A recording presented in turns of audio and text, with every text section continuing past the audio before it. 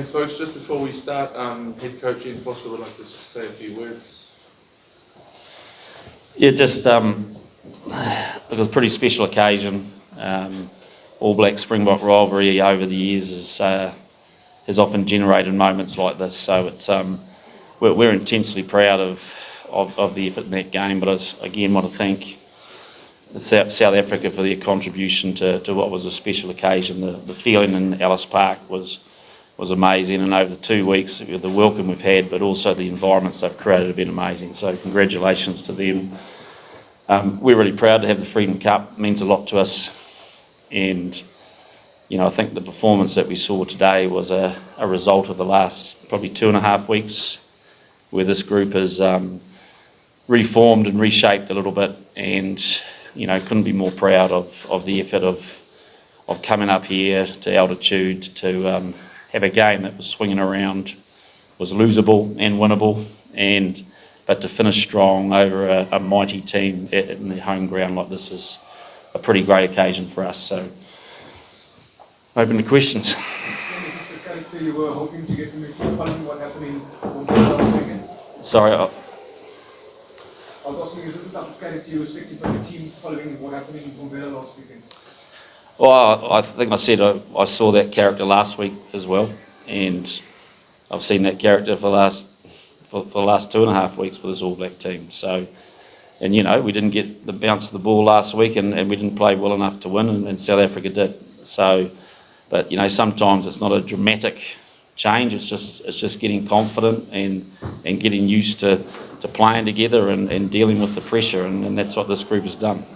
Fozzie, can you just comment on the side's efforts in nullifying the Springboks set piece, winning a couple of Springboks ball at line-up, and leaving stopping 5 of the 12 line-up balls and scrum efficiency as well? I quite like those numbers. But you have to play well in that space, and I think to be honest, it's probably been a little bit of our Achilles heel the last few years, and probably goes back to 2018 where it started, and we've been working hard on that space, and so the players have done a lot of work behind the scenes. They have got Jason Fiki, who have done a tremendous job in terms of leading that area, and we're under a bit of pressure. So they're areas that you have to bar up in. Can I also say that I think there were some new players in some of that group that was pretty special, and I know Ethan, the group's not brand new, but I was really proud of his game today. And Tyrell Lomax first starting a big test for him, and the likes of a Fletcher Newell, a superb young man, and what a place to play your debut and under that sort of pressure. Yeah, and how much was the talk before a good start? I mean, you made a great start. I mean, was that vital to sort of take the crowd out of the Ellis Park and put them on the bench? Yeah, look, we haven't started that well this year, and for whatever reason we've been behind and we've had to play back, and there's a number of reasons behind that.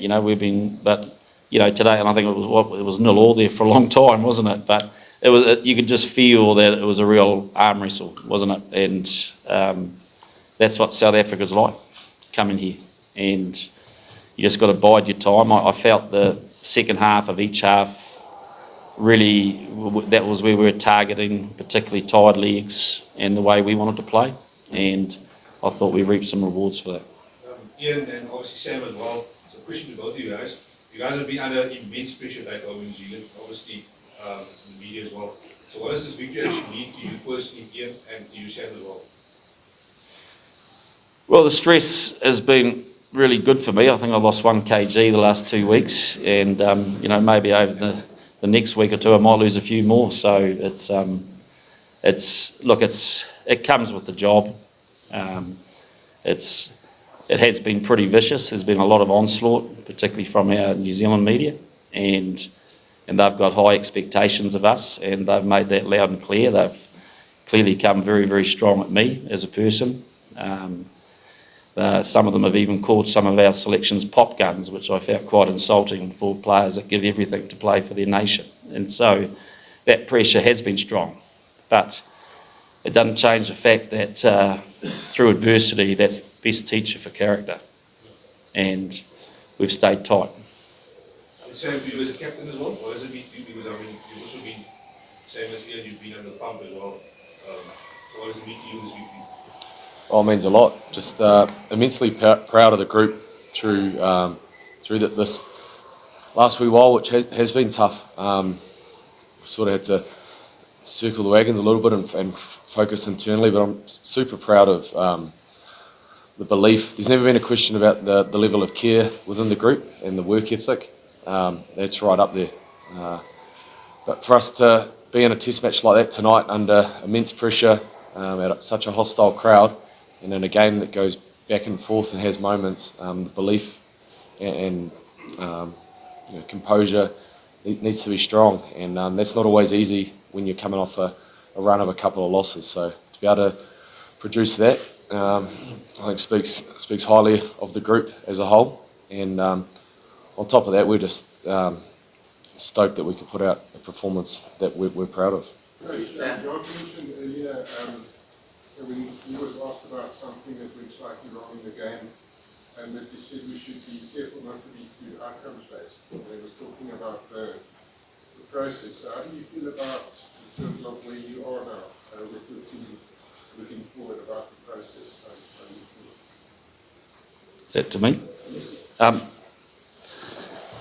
Look, it's hard to win all the time, and if everyone knew the formula how to do that, we'd all be doing it all the time. So it's and when you look at long-term success, it often starts with a bit of adversity, and it often starts in a low point. And so, we've lost 3 in a row this year, and it hurt.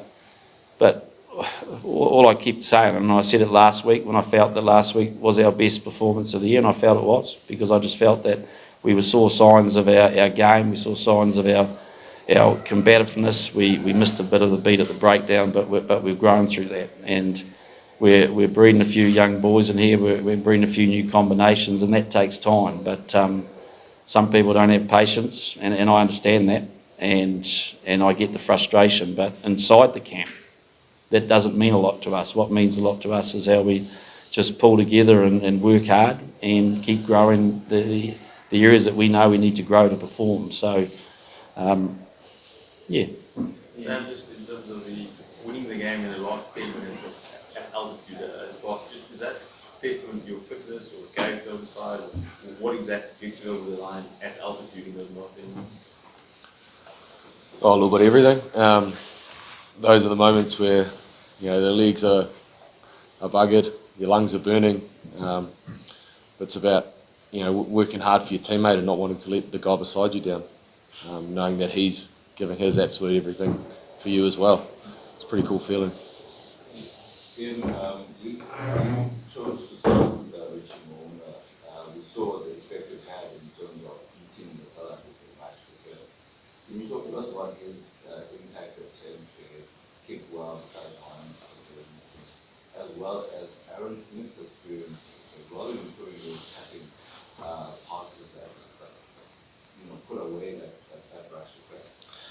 Yeah, look, I thought both those two played well, and you talk about, like I said before the game, I really felt Richie and Bodie are developing a really good relationship combination off the field. They're pushing each other, but mate, they're both massive contributors regardless of who's starting. And Bodie's carried a big load. He took a massive knock last week, and so it was a good chance to reward Richie. And he's been training well, preparing well, and again he did what we wanted him to do. So I was delighted for him, and it's a great performance for him to bank away and get really, really confident with. Aaron just keeps on being Aaron from our perspective. He's a little bit of the heart and soul of the team. He goes there and he keeps his game nice and simple, and when he's uncomplicated like that, then it's just about backing his skill, and that's the quality of his pass. Yeah, you made quite a bold call in the final 10 minutes and you're down man to take off Sam and bring on another back. What was sort of the decision-making process there? Oh, that was a tough decision. We just had a carer come on with fresh legs. We're down, and I just didn't want to expose the backfield to a kick and chase game, which I really believe that the South Africans would use if we tried to cover it with one less back. So is a big call, but reality is it was all about, we had fresh legs with the Kira, and then we trained for those sort of situations, and just the right call at the right time, I believe. Saying you lost the lead midway through the second half and lost the player to the bin, and you're able to rally, obviously. What went into that? What, in your mind out there on the field, what was happening? What went into that sort of, I guess, that ability to kind of own that big moment? It doesn't just come down to what I say or what we, in that exact moment. It's a lot to do with the preparation and the moments we've talked about during the week and trained for. Like I said before, like Test match rugby is about executing different moments under pressure and capitalising on those. Not overplaying your hand or trying to force something just because you're behind, trusting each other, trusting what we're trying to achieve as a team. And it's easier said than done when there's a mountain of pressure and 60,000 screaming at you. So, yeah, really proud, like I touched on earlier, proud of the composure and the belief. It's one thing when you've been on a roll to have that belief. It's another thing when you're coming off a bit of a rough patch. And that's what I think we're all pretty proud of, the composure and the belief during that time. Was a very talking point this week was the aerial battle. Can you just comment on the side's efforts in the Edmund? Really good. We focused on our work, our skill level. We probably put a lot more pressure on their kickers, and a lot of their kicks probably weren't as accurate as what they've been. But just takes a lot of courage to go up in the air, particularly when we were attacked in the air last week, and so I'm really proud of them. After 2 weeks now in South Africa, do you guys think this new format of playing a short tour in country, does it work for you guys going forward? Has it worked for us? Yeah. Look, I'll leave that to Sansa, really. They've come up with a format. I think from a tour perspective here in South Africa, it's been pretty special. Probably from a draw perspective and an equality of championship, I'd probably prefer the home and away. Sorry, That's all we're going to do this question. If you target Gerber on this question about the lineup and your competing, did you target Gerber because it's only his third test? Yep. Thank you. Next thing, we're just going to get the box in here. We're going to do the New Zealand mix. Always target.